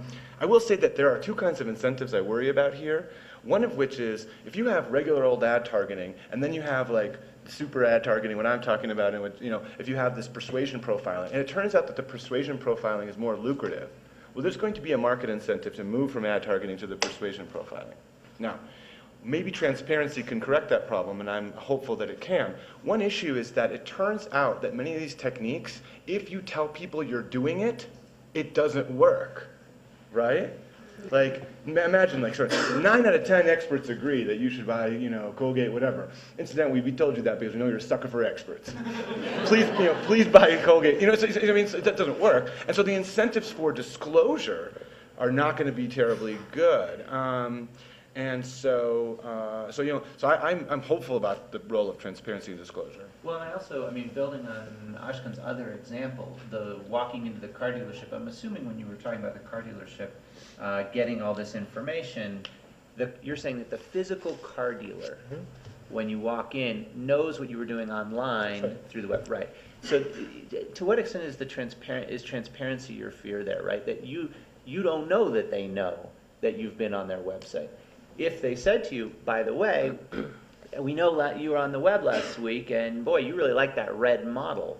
A, it might not work for them anymore. But B, does that solve your problem, or does transparency not get you there? So I think so, and I was going to push back a bit about this isn't about because it's you're online or digital. Kind of it is, right? So I think what's changed is that the way that web browsers have been traditionally structured with the allowance of third parties, a lot of third parties that you don't have an interaction with, being able to record and monitor your activity gives rise to a larger amount of data available about you to be used for these types of purposes. One of which is, for example, when you visit cars.com, a third party that you are not aware of and don't know about is recording that activity and then selling that activity to a dealership that you physically walk into, that you don't have any kind of you can't really make that link, right? It doesn't really strike you that the dude standing there selling you the car was also on cars.com last week when you were browsing a Mazda, right? And so maybe transparency might help here in terms of like educating people and making sure that they understand. This kind of touches on health stuff, that there are all these context violations of information flows where your information online will also follow you into a store and it will also follow you into a car dealership. Maybe that might help, right? But I feel like the earlier point that I briefly touched on is the level of the sophistication and incentives going into on the merchant side are much higher than on the consumer side to understand these things. And maybe we should just say that's a fault of the market. But the example is like, I might be able, by understanding all of the ways my data is tracked and monitored, I might be able to, in that negotiation with the car dealership, get a $100 price benefit when buying that car for me as an individual, right? The incentive on the dealership side for all the thousands of people that they kind of do is they engage and sell cars to is 1,000 times that $100, and so they will always have more incentive to do this better in a more sophisticated way and invest more time and resources into the sophistication of how this system works, that I think consumers won't have the incentives to dig into, and this is where I think transparency would fail. Right, I feel like for you to comprehend all of the ways this happens, I feel like I don't believe that might be like the end all solution. I think with the, Please, go ahead, Tracy. with respect to the transparency issue, as I'm listening, I'm thinking, well, what kind of transparency would it look like that I'm actually providing notice that I'm going to use your information to charge you a higher price on a car? To me, that would be the deal killer. And then we also talk about how notice and transparent notice has gotten to be out of hand, and that the notices are so excessively long. which keeps most of us lawyers in this area fully employed. I can tell you, I would much prefer to write a shorter, more succinct policy that makes a lot more sense to individuals, but when we have to get so granular as to the transparency and all of the uses of data in this way, it's perplexing, it's difficult, and I think that the transparency in the notice is key. However, how much do you drill down? And as you've said, you know, as far as the benefits to the merchants and the impact on the individuals, the consumers, it's going like this. There's just yeah, and I think that at this point where we're talking about the persuasion profiling versus just the ad matching, we're now going like this. No, please go ahead. Well, so let me go back to the question, so what is wrong about all of this, or what's the harm exactly? Because, I mean, I teach negotiation, which is the crossover, you know, from my transactional work to this privacy world, because my interest here is in how markets are moving and how they're changing. I worked in a rug dealership in Istanbul at one point. A rug dealer in Istanbul can look at you, anybody in the audience, and say, you're from Auckland. And they know that because of your shoes and the brand of clothes that you're wearing. I mean, they're incredibly, incredibly sophisticated at targeting prices at tourists, right? Why? Because that's how they make a living. And the tourists have no idea that they know this, right? They get off a cruise ship, they walk in and they think, I'm getting the same price as the next dumb tourist. They're not, right? Not at all. And neither is the person who walks into a car dealership in the old world 5 years ago, because they looked at the car you drove in on, and they look at all sorts of things to try to figure out who you are and what you're going to pay. What's different? Absolutely. I think that's the crux. I mean, I think that's an excellent question, right? And I was trying to frame it around fairness in interaction, but you might almost kind of speak of a man versus machine type of kind of framing, whereby in the rug dealer, he might have 20 years of experience, but he's still one guy, and he's still, you know, it's my wit against his wit on, you know, I'm Middle Eastern, so I know how to negotiate, and it's based on wit. But if it turns out that it's him and all of his friends and all of the other ports that the cruise ship ports that I've gone to, and where I've, you know, what my negotiation tactics have been in those contexts, then it starts feeling like it's out of balance, right? And kind of the level of disadvantage that the purchaser is put in is quite a bit more. Right, and I think, you know, it's maybe, you know, not it's of amount, not kind. Todd? I was just a quick question about whether you think technology can cure its own ills in this way. I mean, you're talking about aggregating data across sellers and the benefit that provides to sellers and the market advantage that provides to them. Is there a market for, or do products already exist that allow consumers to better educate themselves, to data pool and determine what the sellers are doing? Your car sales analogy seems like a perfect one to me, because, you know, 20 years ago you couldn't get online and look at the invoice price, the manufacturer's special retail price, all of the data, what the last 10 or 15 car sales in your area for that model were. And I actually feel as a consumer, for a highly valuable transaction like that, like I'm in a much stronger position now than I was 10 or 15 years ago. I don't go negotiate with a car dealer anymore. I go tell him what I'm going to pay, how much profit that's going to provide him, and what a great deal that is for him because he just spent 15 minutes and made a sale. Scott has, our moderator has a great paper on this, about contracting in the age of augmented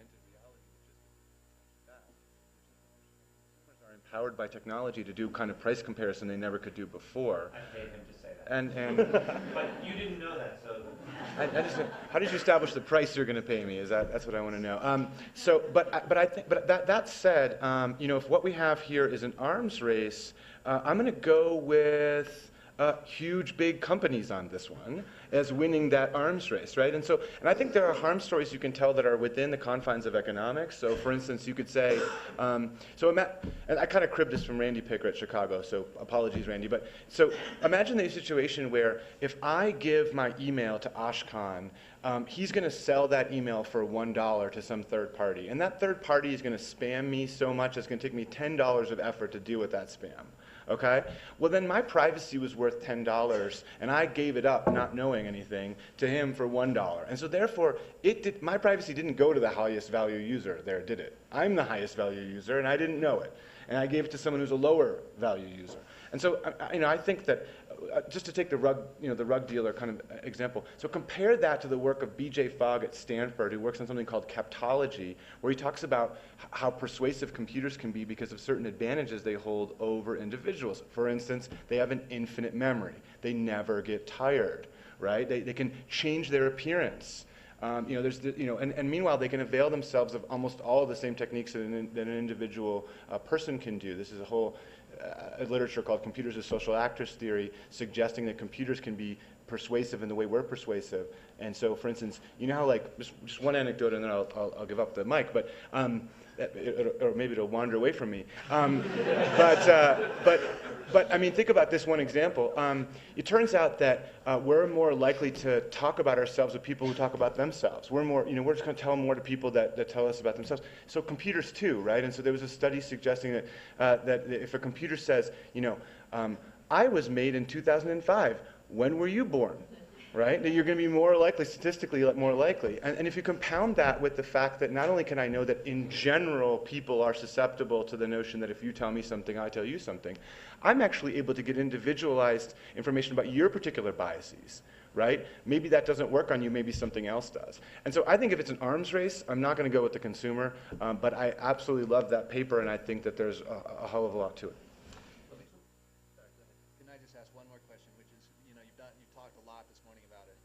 Model for innovation and for trading on privacy and that kind of thing. How do you value the inherent benefit that's provided by companies like Rob's that offer a service that's pretty popular and pretty widely used for free?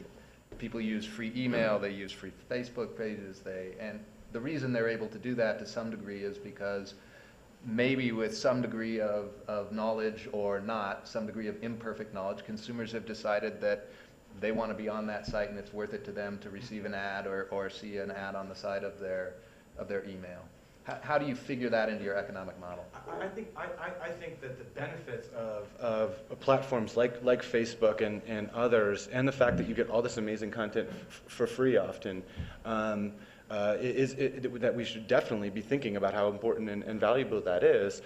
Taken to its logical conclusion, however, it would suggest that we place no limits whatsoever and that we not have any transparency because it's so valuable. What are you guys talking? You know what I mean? And so there's got to be a point at which you draw a line, right? I mean, no matter how valuable it is, we still set limits around it. Milk is like super valuable, but we don't let people put a lot of arsenic in it, and you have to have like a particular label on it. You know what I mean? It's like, but it's super valuable, and you wouldn't go to milk and say, well, milk is really valuable. Why don't you let them do whatever they, you know what I mean? So it's like there's got to be like a limit between the two. Is all I'm saying. So I'm going to make another shameless pitch for this firm.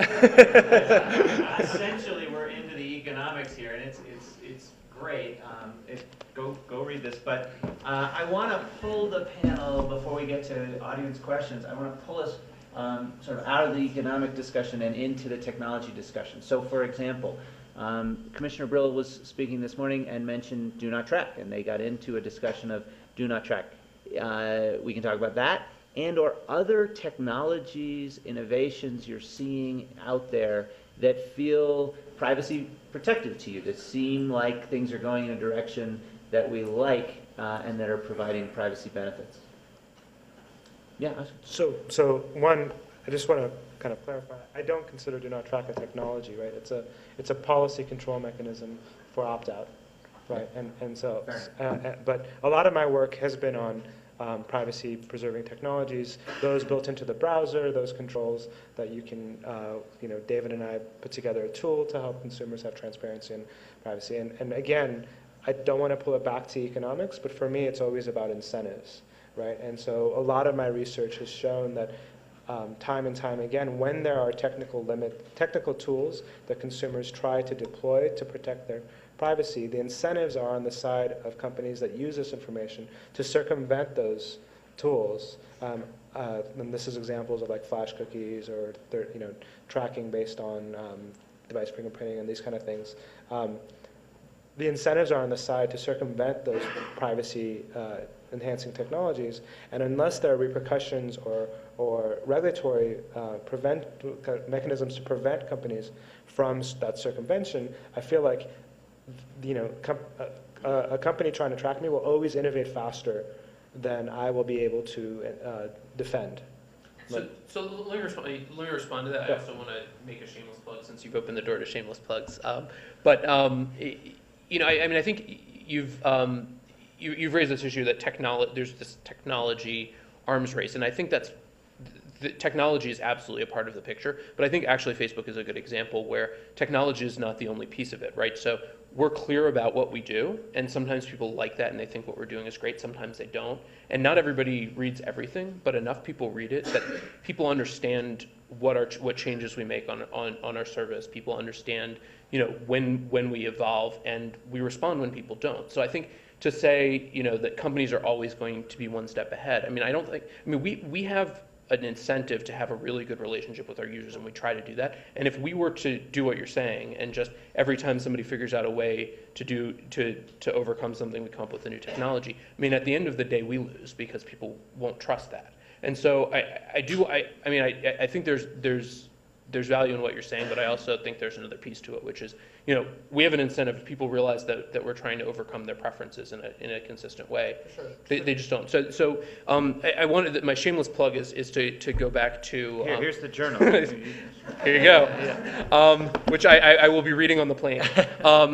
My shameless plug is you asked about sort of privacy technologies and privacy preserving technologies, and one of the things that we've been thinking a lot about at Facebook is contextual notice and contextual control. And so this past month we rolled out a number of changes to our service that built on things that we've been doing to make sure that people have privacy controls and information in context that makes sense. So we have what I think is a really good privacy policy that gives a lot of information, but I think providing information in the place where people want it. So I think, I'm not aware of another company that's done this, maybe there are, but so now on the toolbar on Facebook, you can click a privacy icon, and that's a place where you have very simple controls to do the things that people most commonly want to do around privacy on Facebook. When you post, you have a control that says who's going to see this.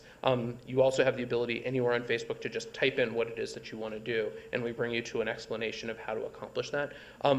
There's a lot more to do in that area, but I want to highlight it just because I think when we're thinking about what are technologies and what are concepts that we can use to address some of the issues that we've been talking about, I think putting information, one, about what's going on, but also what you can do about it at a place where it's meaningful, I think is a really important thing, and it's something that we've tried to do. Right. And I'm not going to pick on Facebook, but I'm going to push back a little bit. In those disclosures and context-sensitive disclosures, like one of the issues you got into trouble with the FTC, which one of the cases I worked on, was, for example, when you said this information, when you provided tools to limit the sharing of information, your definition of public was different than kind of everyone else's definition of public, right? So I could restrict my information to friends only, but apps, for example, would have access to whatever information I posted. So there's all these limitations as companies innovate, and perhaps that was a hiccup. But maybe another example is, so this is kind of a sophisticated audience, and you were saying people understand the kind of the controls and the tools.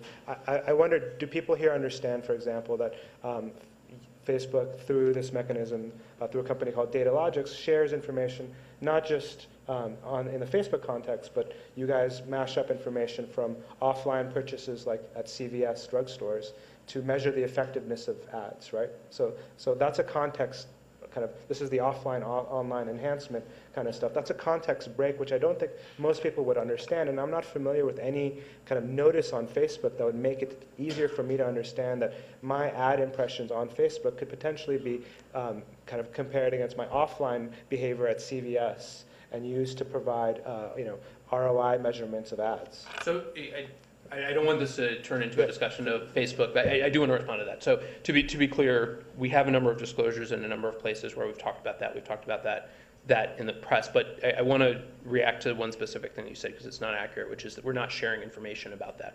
We're not disclosing information to advertisers. We're not actually getting information about your purchases. Right. So yeah. So I mean, I understand. I know you understand, but I want to make sure that that's clear. But again, there are lots of places where we tell people how information will be used in analytics, but we try in each of those cases to do it in a way that's privacy protective, that's not exposing information that we shouldn't be exposing, or in a way that people aren't expecting. So again, I don't want to go down that rabbit hole, but I thought it's important to make it. It's hard to convey, and it's very hard to just rely on transparency as a mechanism, as the incentives are on the side to innovate and provide more value to whoever your customers are. In this case, the paying customers are advertisers. Right? Tracy, before we started, when we were grabbing coffee, you were talking some about changes that seem beneficial. You want to just, as I go through trying to look for things that you all are seeing that are privacy protective or privacy advantageous, I want to come back to that conversation a little bit. Yeah, one of the things that I've been looking at carefully is the developments and advancements of facial recognition technology. It's been around for a long time. It's been used by government entities, law enforcement, and so forth. What I'm seeing now is that there's this shift, a transition over into the retail sector, commercial sector. And what I see on the commercial side is that there are some definite benefits to the use of this type of technology. And what I'm seeing that you're getting a more customized experience, a better customer experience based on some of the customization that can occur. Now, there's always that balance that has to be struck, and that is the creepy privacy issues, and am I being tracked when I'm actually in a retail establishment? And there's a scene in Minority Report that's oft-cited as Tom Cruise walks into a Gap store and is greeted and told, based on your purchases, this is what you'd like. We're not there yet, but there is direction going in. It's going in that direction. There are some newer technologies, mannequins that have cameras in the eye sockets that actually can track what customers are looking at, where they're in the store, what brings them into the store, how long they are, which way they turn in the store, and what type of information that they're processing. It's so creepy because they put them in the mannequin. Well, yeah, that's weird. If they had put the cameras just in like the wall, it would still be a little creepy, but it's in the eyes of the mannequin. I mean, who thought to do that? I've seen them too, and it's just because it's less obtrusive and you get up closer. But there are the cameras too. But so then the NEC eyes has have these little holes in where the iris is, and if you kind of want to just keep looking, it's really. Anyway, keep going. Sorry. Yeah. So there's good color stuff that comes out of that too. But there are cameras as well, and it used to be cost prohibitive. It's now becoming much more cost effective. So $800 a month could get you these cameras in the store that can actually process what people are looking at in the store, gathering all of this information. Again, the type of information, it's interesting because it goes back to the notion of the general tracking, gender, approximate age, racial characteristics versus the actual person. Oh, this is Joe Smith, and he's actually in the store, and he was here last week, and he was in our other store across town the day before yesterday, that kind of thing. And when you're tracking like the individual versus the general population, either way, I think that there are definitely some advantages from the commercial perspective to assist the customer in the consumer experience.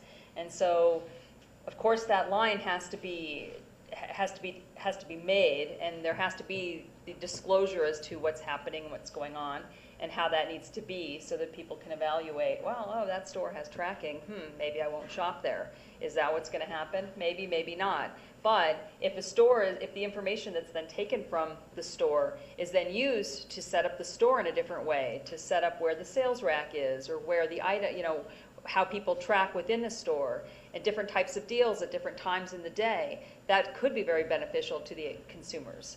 And so I just find that quite fascinating. We end up with this really basic question of, is it a benefit or a negative for your counterpart in a transaction, whoever, let's say a seller, any kind of seller, to know more about you, to know who you are? I mean, at some level, the churn of information over the last decades has caused a lot of inaccuracy. So I've heard some of you at different points talk about, gee, if a seller thinks you're one kind of person, but you're a different kind of person, the Wall Street Journal did a whole series on this, that could be bad for you, right? You get a worse credit card offer. So you actually have an incentive to tell them more about yourself so that you get the good credit card that you want. And it's moving into the offline space, right? We're now into the era of do not track, or yes, please track, in the retail store, in the car dealership, in the Gap. I don't know if it's in the Gap, but you know what I mean, in the proverbial Gap. Okay, I want to go to questions from the audience. So again, our tradition is to start with a question from a student, and it looks like we have one. Oh, microphones. Yes, we have to be disciplined. In the back, Arrow. Ian, sure. Ian. Do we have more than one microphone, or? You're it. Okay. You.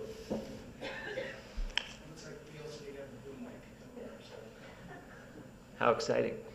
All right, so my question goes back to the drug dealer and also to Julie and Commissioner Brill. The harm. So in the drug dealer, it sounds like there are two different ways we can look at privacy. One is as privacy is the interest that is being harmed, right? So if my privacy is violated, I am harmed. And then the second way we can look at it is as privacy is the aggravating factor that makes some other harm worse. Like the drug dealer, he's doing the same thing anyway. He's gonna, you're gonna pay more. If you go to the Subaru dealership and they know you can look at the red one, they charge you more for it. The price is the harm, but it's bad because it was, obtained through a privacy breach. Because, somebody paying more than somebody else doesn't really seem like a harm in the traditional sense. So just curious what you all think about the actual nature of the harm. Is it privacy, or is it some underlying change that's just being made worse by privacy or breach thereof? You're looking at me. So I think that's an ongoing and difficult and quintessential question in privacy is whether or not there's some kind of intrinsic value to privacy, maybe wrapped up in autonomy somehow, or whether privacy is merely a stand-in for other values, right? And so I come down on the view that basically privacy that privacy has to do with the consequences of being observed, okay? And those consequences can be material in the sense that you get a worse price, or they can be psychological in the sense that you experience a discomfort, and that what ties, if anything, what ties privacy harms together is the fact that they're wrapped up some way in observation. But other people in this space have a wildly different views about it. I do think that harm, that there should be harm. I think that courts and regulators and so forth really shouldn't interfere with practices in the absence of harm. But at the same time, I think we've been awfully stingy in our interpretations of harm, and I think part of the concern is that there's no limiting principle. The idea is that once you get beyond economic harm, you start to get into sort of loosey-goosey continental philosophy or something, right? But I think that we should be taking a crack at trying to expand the notion of harm, but at the same time preserve a limiting principle. And I don't know if that's directly responsive to what you're asking, but that's my view. Yeah. And just to touch, I think part of it, for me, the kind of the big hook is around opaque discrimination, right? So in that dealership example, or if we have coupons, right, and if you're willing to jump through a hoop to do a coupon, or you're willing to volunteer, you have the option of getting the lower price if you want to go through. And it's if you wanted to, you have that choice, and you can enact a change that will give you that lower price. But if you decide because you're wearing a purple shirt, or that maybe you can take off your purple shirt because of some attribute that is very intrinsic to you, must get this price, I feel like that has some sort of impact on our sense of self or identity, that we can't externalize these negative things from our persona, and that causes, at least in the U.S. perspective of everyone's equal and fair and fairness, that actually feels like a harm, that discrimination, because we can't externalize it, we can't do anything about it. And the harm, right, is that the individual doesn't know why they're getting the price. Because I think one thing that we're sort of leaving out of the analysis is the consumer can walk away if they're not intrinsically happy with the price they're being offered. And so the harm really is that they're having the wool pulled over their eyes because someone is giving the information. Right? That's got to be the... I don't know that it has to be. I mean, there are harms that you experience quite directly and viscerally, like, you know, you wake up, or you walk out of the dressing room, and you're startled by the mannequin with the camera eyes. You know what I mean? And like you feel like really uncomfortable. I mean, there's like studies about the influence, like how people feel more uncomfortable buying certain items in stores when there's a camera trained on them. And I would think that the fact that they're so anthropomorphic would exacerbate that. You know, that has really nothing to do with whether you've seen a price or not, and that's just, you know, that's just the fact that sometimes it feels bad to us to be observed. Sometimes we worry about what's going to happen, as Commissioner Brill was talking about. We're worried about the fact that our credit score is wrong, not because we have actually been denied an opportunity at that moment, right? But rather because we're concerned that we might be denied an opportunity down the line. And so I think there's a psychological dimension, but I certainly agree with you that you know, if you know what's up and can walk away, then I think it's hard to tell a harm story. I agree with that. Sorry. Sorry, go ahead. Just going to say, I assume you'd also agree that the analysis has to weigh benefit against harm, right? So Sure. Oh, yeah. Mm-hmm. That's right. Yeah. Mm-hmm. Let's go way in the back, right by you, Ariel. Potential harm with Yeah.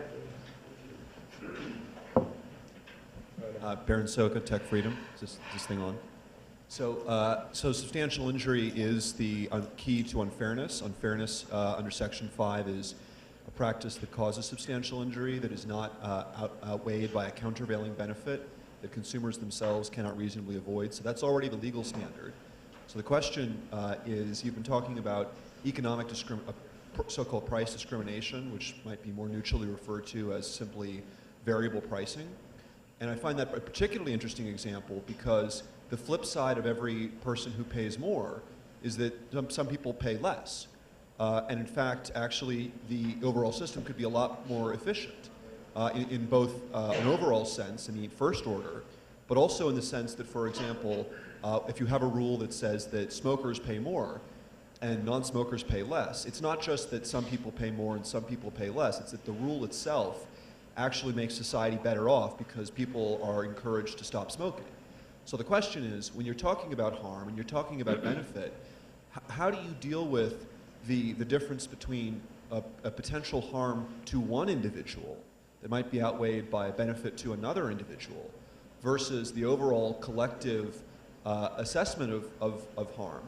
And in that sense, that's not just a hypothetical concept. That's already what the FTC looks at. The FTC looks at countervailing benefit under the policy statement that was issued in 1980 to consumers or to competition. So they already have a sense that this is collective. How do you deal with that?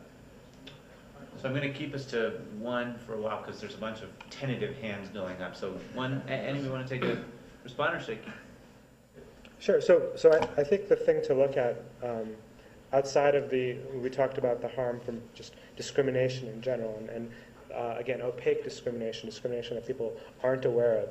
The other thing to consider is that while in perfect pricing you have one individual that pays more and an individual that pays less, and without price discrimination you have what effectively becomes this economic surplus that often goes as social surplus, right? So the people that were willing to pay more will end up, for example, paying less, right? Because the company has to price something at a point where they will sell some number of the good, or a maximum number of the good that on their price curve, right? As you start kind of, and this is like Econ 101, the price curve with kind of the point. As you start adding points of prices, you then start taking all of those people that were kind of get the people that were originally willing to pay more but ended up paying less. All that the money that would come from that goes to the person, the merchant, right? And so that's how I frame the economic harm from perfect pricing.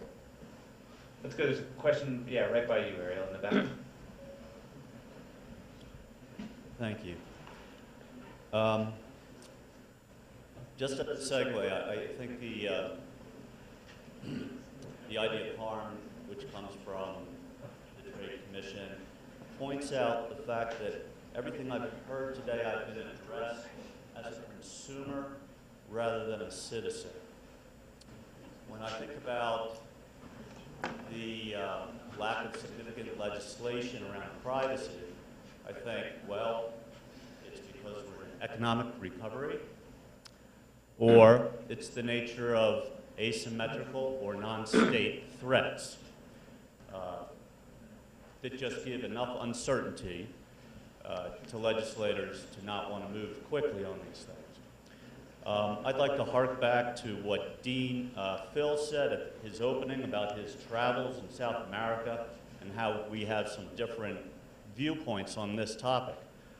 My viewpoint is I would like to hear a lot more about privacy as a citizen, for instance, the filter bubble, and how I want unbiased access to information. When Eli Pariser discussed this, his premise was, I want to hear as much from my Republican friends as from my Democratic friends, and Mr. Thoreau continued with that concept. And additionally, I want to see less chilling effect. I've read that the Army has investigated the supporters of Bradley Manning.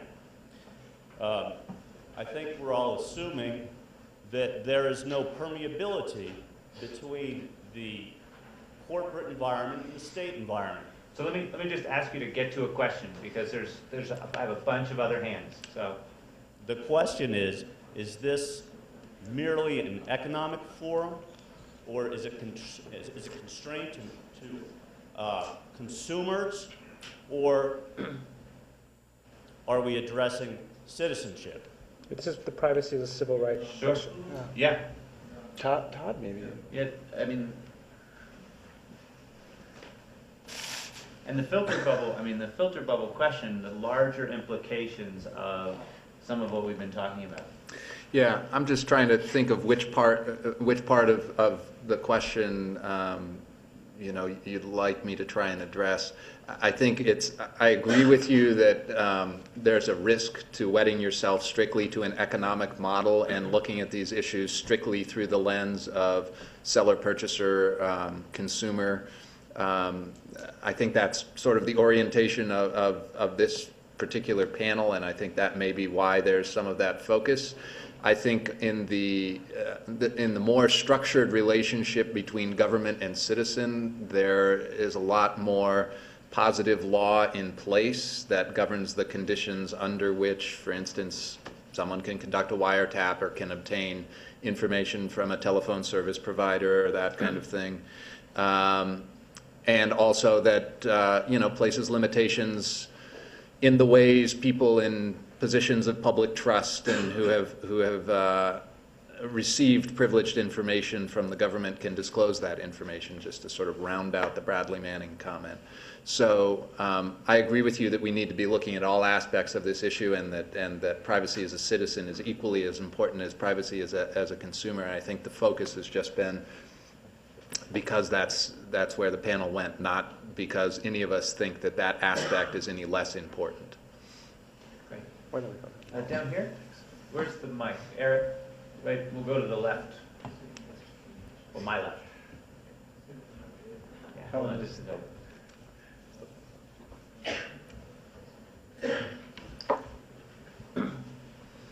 Helen Nissenbaum, New York University. Does this work? It seems to. Just hold it up close to your mouth. Okay. This is a question about that I heard come up, and Ryan is not going to be surprised, but it's about the granularity of notice and why I think notice disclosure, as Commissioner Brill mentioned, is really a problematic even you, Ashkan, where you say the problem is we don't know that we're being discriminated against, as if we knew it, it would somehow be okay. In some cases, it's still not okay. So I also am noting the disagreement, or I don't know, the clash, let's say, that you had with Rob about data logic. And Tracy's comment, which was actually the one that stimulated me to ask this question, which is, if you want to give people notice, how do you give them meaningful notice so that they're learning what they should be learning from your notice? Now, the incentives are really all over the show. So the company really wants to give you notice so that you provide exactly how much information they want. So they want it to look really cool and innocuous and so on, so that you will just share because you know that they're really good. The people on the other side are saying you need to tell people exactly, scare them maybe so that they actually don't tell, that they don't tell too much. In the case of Facebook and data logic, by the time you're explaining to consumers or to users or to citizens exactly what you're doing, you're hitting what I call in my article, the transparency paradox, which is you try to give something simple so that people will understand. How do you explain to them what you're doing with the data, with using data logic? And so the question then is, how do we continue having hope in something like disclosure or transparency so that you're arriving at some kind of common, socially acceptable way of telling people what they need to know about this flow of information in the interaction? So sure. So I think there are a number of really interesting points that are sort of embedded in your question. So let me try to address them. The first one I want to talk about is this idea of incentives. And you said the company's incentive is to give information that causes the maximum amount of information to be disclosed. At least in our case, I don't think that's exactly right. Because again, obviously we want people to share it. That's what our service is for. A lot of people use it for that purpose, so we think that that's a good thing. At the same time, we want people to be comfortable and feel like they have a good understanding of it, because if they feel uncomfortable, people will opt out of it, and all the things that we've built won't be useful. So I think that it's more complicated than just saying, we want people to have comfort. Yes, we want to have people have comfort so that they'll be willing to use our products, but we also want them to feel like they understand what's going on. And so that sort of leads to your second point, which is there are a lot of different ways to provide notice, right? And there's we can argue about how much notice to give and what context. I tend to believe that there are a number of different ways to provide information, and that different people will look for information and different amounts of information in different ways. And so our approach has been to try to provide information in as many ways as we can think about that scale to the way that people look at it. And so again, there's not a perfect answer to this. There's not a perfect answer because there are lots of different ways that information is used. There are lots of different preferences. And consumers consume information, or citizens, people consume information in lots of different ways. So it's absolutely, I think it's the right question to be thinking about. I don't agree that that we should walk away from notice. I think people are smart, and if we communicate with them, then they'll make decisions that are right for them. I also agree that there's a paradigm there where, most things I think people, if you explain it to them, can make the decisions that are right for them. Obviously, as a society, we've made a judgment that there are some things that are not okay. Racial discrimination in public accommodations is not okay, and even if you disclose that that's what you're doing, that doesn't make it right. So obviously there's a line there, and as a society we have to figure out where that line is. But I think in general, if you tell people what's going on and give them a meaningful choice, then people can make a good one for themselves. Just real quick, for a data-driven industry though, we could just measure comprehension, right? There's probably lawyers in the room that know trademark violation law better than I, but you can measure like whether people confuse a trademark and whether it looks similar, and you pull the town and you do measurement. I mean, I'm surprised, and Ryan and I have talked, and Alicia and I have talked about, there probably are ways to measure comprehension of privacy practice. So there's a practice, there's a disclosure, and you can measure what people take away from whatever forms of disclosure a site offers, whether it's their videos or whatever. At the end of the day, you can say, do you get that X, Y, and Z is happening? And you could measure that on a bunch of axes, just no one has, and there's not yet the incentive to. But I feel like, just like we do any other comprehension measurement, we could probably do this. All right, let's come down to the front right. Yeah. Actually, if you stand up, it's helpful, I think, for people to hear. It allows our mannequins to focus. Yeah, the mannequins can zoom in on you better. Creepy. So about discrimination, we have laws that prohibit discrimination based on certain characteristics like race or gender or sexual orientation.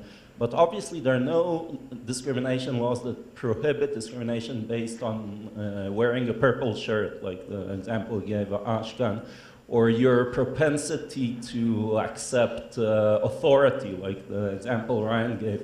So my question to you is whether you think discrimination laws have become outdated or maybe insufficient, and you suggest they should be amended to become much more granular and account for many other categories of discrimination. And realistically, this could be infinite because there are an infinite number of distinctions that you can make in order to discriminate based on price or whatever other benefit that's being allocated. I was going to say, I mean, I don't know that discrimination law is the right place to locate this. I think that there's a couple different moves you can make. One is around better, more transparency, which has the kinds of limits that Helen suggests. Then there's strengthening privacy laws in such a way that you have more control over your information, regardless of so once you know what to do, it actually gives you those choices. And but another thing I've been sort of thinking about lately, and I can't say it's much developed in my mind, it'll come across that way, is there's a lot of places in the law where you end up imposing a duty on one obligation, on one party of fair dealing. And the reasons that you do that are very often around information asymmetry. So for instance, your broker knows a lot about your financial situation. They know a lot about, say your housing broker knows a lot about your financial situation, knows what you're in the market for, knows a lot more about what the other side is thinking. And their incentives are such that the more you pay for your house, the better commission they're going to get. So what does the law do? Maybe you come in and impose some kind of limits. And we don't sit there and be like, okay, law, write down every single limit of what this fair dealing means, every single thing that is not fair dealing. We don't do that. We backfill that with a common law system. And so I think that there's a legal apparatus of one kind in place. I will say one other thing is that you gave me, I think, more ammunition against Scott, or some ammunition against Scott on the question of the rug vendor, which is that notwithstanding the fact that we have anti-discrimination laws, the rug vendor is perfectly able to look at race and make decisions on the basis of it, right? And we don't prohibit that because we're not really able to do so. And once it scales up and it's being done in a systematic way, say by a company, suddenly we are able to do it. And so that's why the analogy isn't perfect. Does that make some sense? Yeah. Okay. I think we have time for one more question, as long as it's short. So why don't we come to the middle here in the front? Yeah.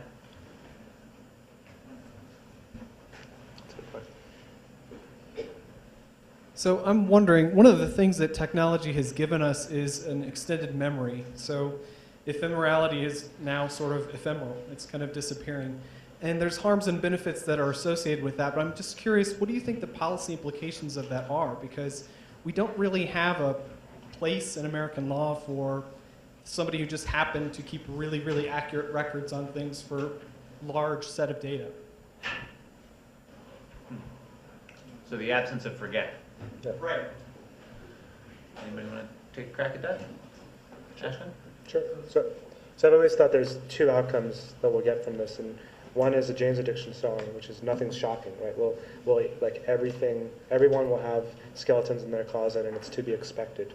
And this perpetual memory, we'll all have kind of this long history of activity that people can make decisions on. And we might impose social use limitations on what things you can make decisions about.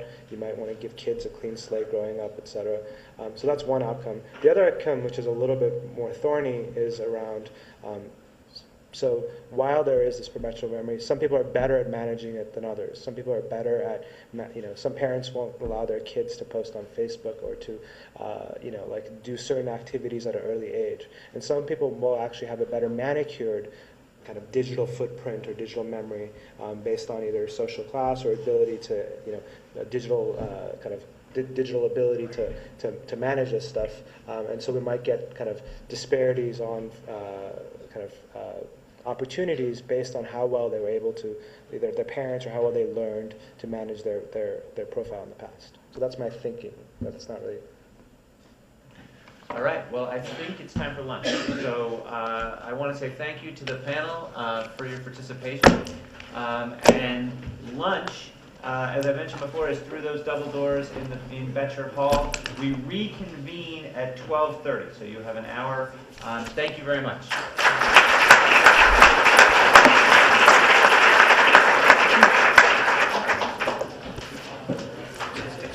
Forgotten how abstract academic conversations can become.